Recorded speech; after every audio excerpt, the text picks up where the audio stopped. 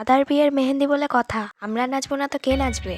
অনেকদিন ধরে অল্প অল্প করে নাচ তুলে আমি এই নাচটা রেডি করেছি। সবাই দেখে অনেক নামও করেছিল নাচটার। সন্ধেবেলাটা একটু আনন্দ করার জন্যই আমরা এই মেহেন্দি অনুষ্ঠানটা করেছিলাম। আমি বিকেল বেলাতেই মেহেন্দি পরে নিয়েছিলাম যে রাতে নাচতে হবে বলে। আর মেহেন্দির দিন এসেছিল অনেক লোকজন। শঙ্কর বাড়ির বিয়ে মানে নাচ আর নাচ। শঙ্কর বাড়ি হলো আমাদের বাড়ির নাম।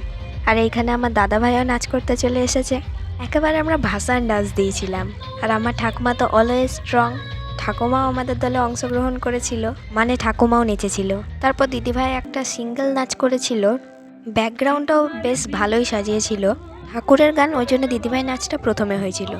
তারপর আমার পিসিও নাচ করতে নেমে পড়েছিল। তারপর পিসিকে দেখে আমরাও নেমে পড়ি। আপনারা হয়তো জানবেন না, আমার পিসি আগে নাচ শেখাতো। এইভাবে সন্ধেবেলাটা আমাদের হই হুল্লোড় মজা করে কেটে গেল। বাদবাকি গেস্টরা পাশ থেকে এনজয় করছিল। গায়ে হলুদেও আমাদের জমিয়ে নাচ আছে।